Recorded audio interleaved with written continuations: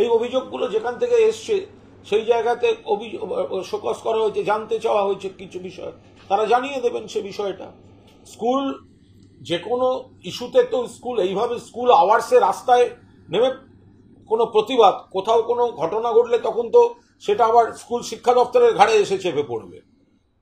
ফলে school আওয়ার্সটাই school হবে, পড়াশুনো হবে, নিজেদের কাজ হবে। তার বাইরে ছুটির পর বা ছুটির দিনে কে কি করছে তার সঙ্গে তো সম্পর্ক নেই।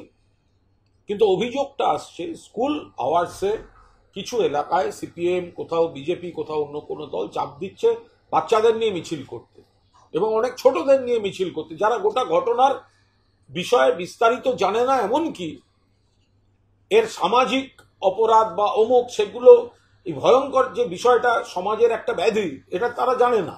তাদের উদ্দেশ্য প্রণোদিতভাবে একটা কোনো বিষয় বলে চলো মিছিল করতে হবে বলে নামানো হচ্ছে। ফলে এই অভিযোগগুলো আসছিল, যেখানে অভিযোগ এসছে সেখানে ব্যবস্থা নিয়েছে সরকার। আর ব্যবস্থা মানে কি, জানতে চেয়েছে।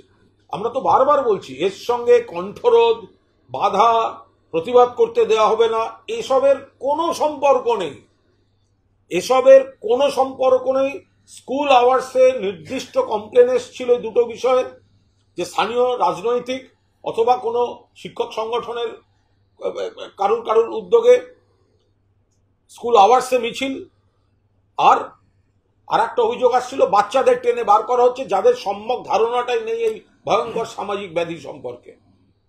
ফলে এই জায়গায় স্কুল শিক্ষা দপ্তর তাদের বক্তব্য জানিয়েছেন। এটা নিয়ে যারা করছেন তারা জেনে শুনে একটা মানে বিকৃতভাবে একটা প্রচার করছেন। আমি আপনাকে একটা কথা বলি শুনুন, সব বিষয়ে নাক গলানো লোকের প্রথম কথা উত্তর দেব না। পারলে আপনি ওকে গিয়ে জিজ্ঞাসা করুন, নিজেদের ভবিষ্যৎ, নিজেদের জীবন সুরক্ষিত করার দাবিতে কেউ যদি দুটো স্কুল কামাই করে, দুটো পিরিয়ড কামাই করে, তাহলে কুণাল ঘোষের বুকে ভীষণ জ্বালা করে। ভালো কথা। হ্যাঁ, আমি ওকে প্রশ্ন করতে চাই, একটা প্রশ্নের উত্তর কুণাল ঘোষকে দিতে বলুন।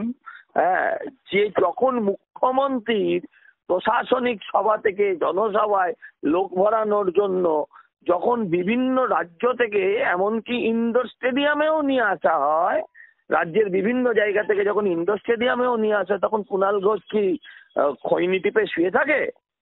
আপনি ওনাকে জিজ্ঞাসা করুন, যে সরকার ৮,২০০ স্কুল গত ১৩ বছরে তুলেই দিয়েছে, সেই সরকার দুটো ক্লাস নিয়ে এত মাথা ঘামাবে কেন? এই সমস্ত নাটক আমরা অনেক দেখে নিয়েছি। আসলে কিছুই না, আন্দোলনকে সীমিত করতে হবে। আন্দোলন সীমিত হওয়ার কোনো লক্ষণই নেই।